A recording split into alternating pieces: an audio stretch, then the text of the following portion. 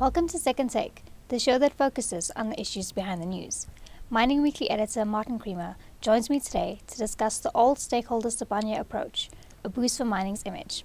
Welcome, Martin. Hi, Sashnee.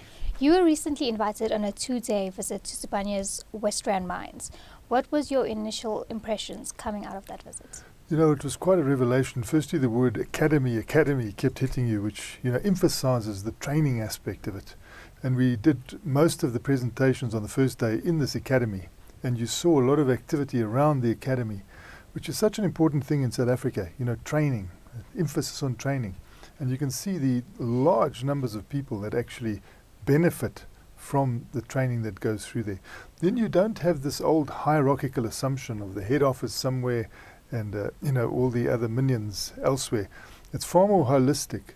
And the putting of the shareholder on the top pedestal, that pedestal is now also occupied by other stakeholders. Obviously, the shareholders are the primary stakeholder, because without those funds, you can't get going. But you can see the attention that's being given to all the people that actually are involved in a project like that or in a company like that. It's listed on the Johannesburg Stock Exchange, also listed in New York. And the actual, the returns that it's been giving are mouth-watering. In the last 3 years, they've had a 55% compound annual growth rate. And if you look at the total return, it's like more than 400%, 448%. So they've really looked after shareholders. But they're also really looking after their workers, from a point of view of making sure that the accommodation is improved. The housing that you see there is going to be sold on full title. So it's not as if you're going to live in a mine house as a rental forever. You can take full title of these, and you can see that the price, at 220,000 Rand, a 2-bedroomed home, up to 250 for 55 square meters. It's affordable, and it's sort of winsome for anyone who takes that, because it should appreciate, and it's within nice infrastructure. So it's a whole new ball game when you go out and see around the communities as well are also being looked after, and the environment. Can you tell us a bit more about Sibanye's all-stakeholder approach and its return ambitions? Yes, it's got high ambitions to put emphasis on the environment. It was quite impressive. The curse of acid mine drainage became a bit of a blessing. They offered us this treated acid water, and I sort of looked at it askance. But in actual fact, I really enjoyed it. I don't know what it was. I relished it. Perhaps I was really thirsty. But it came in this bottled water, and it just tasted so good. And they've got their own process that they use, which is patented. But the big thing, the economics around that, they are producing bottled water, which they send down to mine workers, which the mine workers really appreciate because it's nice and cold. It's their own processed water, and it comes in at a price below the Rand water, which is always so important. You see the facility that they've got there, this acid mine drainage facility where they reprocess the water. It's compact and moderate. They've obviously looked at their pennies. Whereas you go out to Germiston, or the Eastern Basin, where the government has paid for, the same AMD processing, it is huge. And you wonder, why is the one so colossal, and there seems to be so much money spent, billions, and the other one, smallish, compact, low cost, but returning like brilliantly. And again, it shows that, there should be more public-private partnerships. This was a public-private partnership, but with the private sector taking the lead there. I notice when the government takes the lead, they really overspend. I don't know what it is, but and now they're talking about, on the east, wanting to go a further multi-billion route. They're talking about 10 billion Rand now to 12 billion Rand. And most of the people that I go around to who are treating water, just look at this and say, this shouldn't be a cost center. It should be a profit center. And or you should be coming in at a cost of drinking water way below what Rand water charges. But, that's another important thing. But I was really impressed by the concept behind the agriculture. If you look back, that area on the West Wits, around the Western area, around Carltonville. That was a wonderful market garden. How Goldfields was allowed by the government of the day, in the 70s, to dewater that place. I mean, sure, there should have been all sorts of conditions. Not only did they result in drying up the dolomite, which led to houses sinking into the ground in the early hours of the morning with a whole family in them being killed, with not much of sort of compensation spoken about in those days. There was also a mining plant that just fell into the ground because of the way they were dewatering. Now you see their concept is when mining ends in 30 to 40 years, they want a booming agricultural sector to be feeding the economy there. And it was marvelous to see, the community involvement, because there has been a lot of angst around Beckersdale. We've seen it on TV where people have been flinging things and not being happy.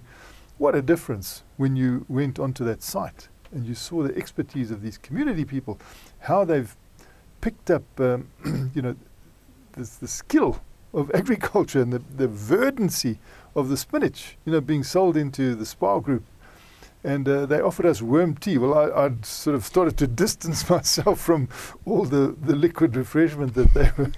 But this worm tea is a fertilizer, and it's brilliantly done with the organic material and of the site, and eventually is mixed with the water in this drip irrigation system.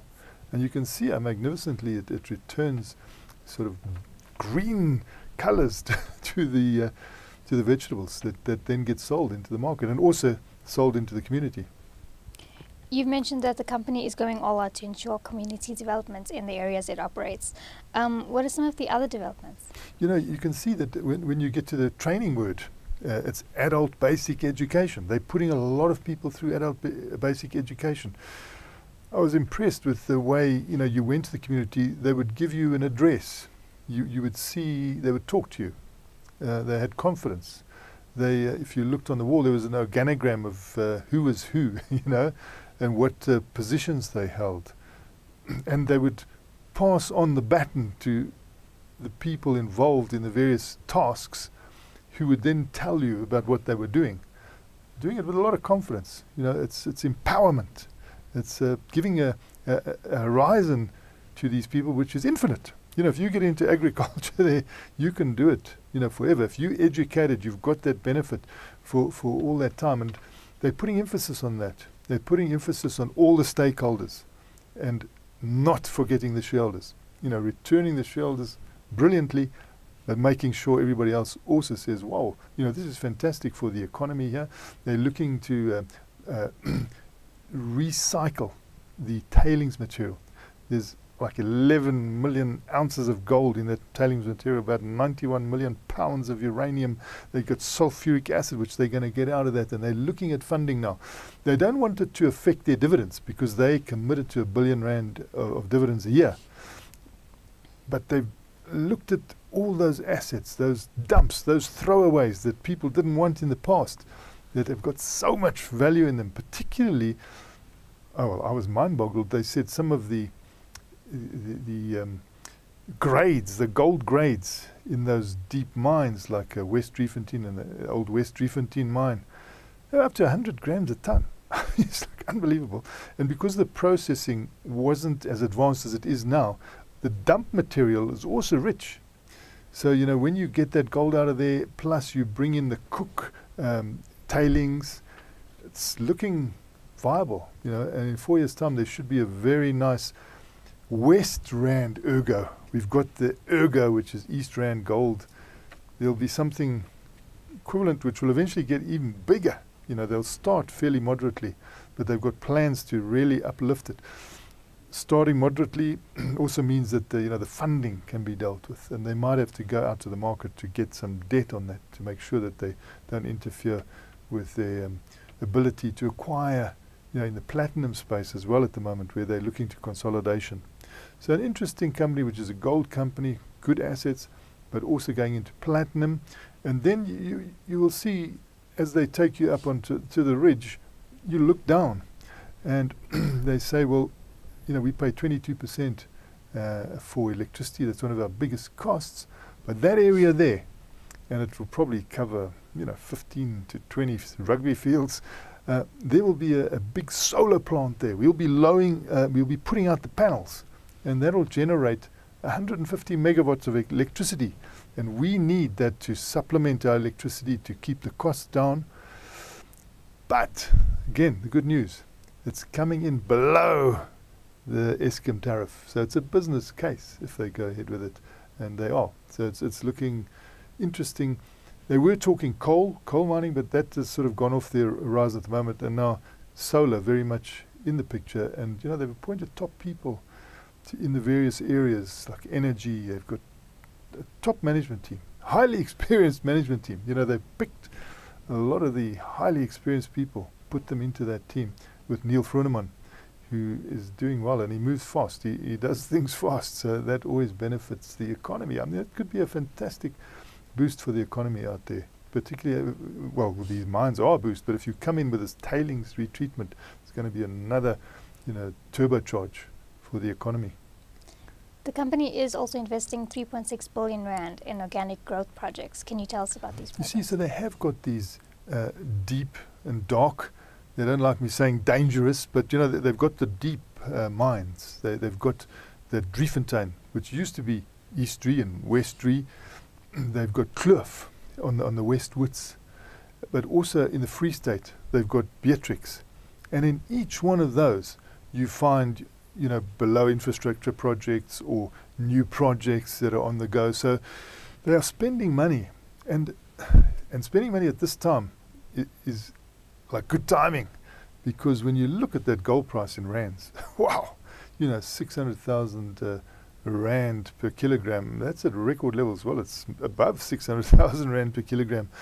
So a lot of the projects were costed at sort of 450,000 rand per kilogram, which means that as you go up into this high level, they become highly viable and leveraged, and can really give that company a massive cash flow, free cash flow, which could help it a lot with its dividend ambitions, keep all the shareholders happy, but also they've got a mental attitude towards getting consolidation of the platinum mining sector. The gold mining sector went through a consolidation. You had many, many mines, and you're down to, like half a dozen groups now.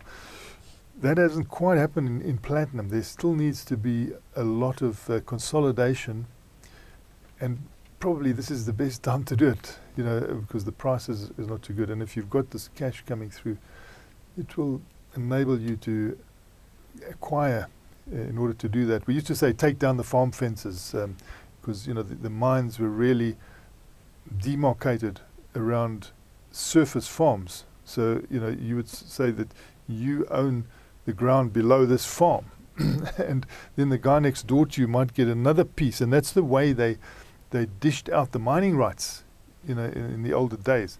So there was a lot of talk when in the gold mining consolidation of let's take down the farm fences, because it was ridiculous how the mines were so close to one another, but they were all spending a fortune on separate infrastructure, and then they could benefit from that. They're seeing something similar in platinum, which could then give a lot of synergies. That means you unlock a lot of joint benefits, so your costs come down. We'll see how that goes. We've got to watch the space. Platinum still under a bit of strain from the price, even the rand price of platinum, unlike gold, where you've got the dollar price ticking up, but the rand price soaring. Thanks for speaking with us, Mark. It's a great pleasure, Sashnee. That's it for today. Join us again next week for more news analysis on South Africa's mining industry.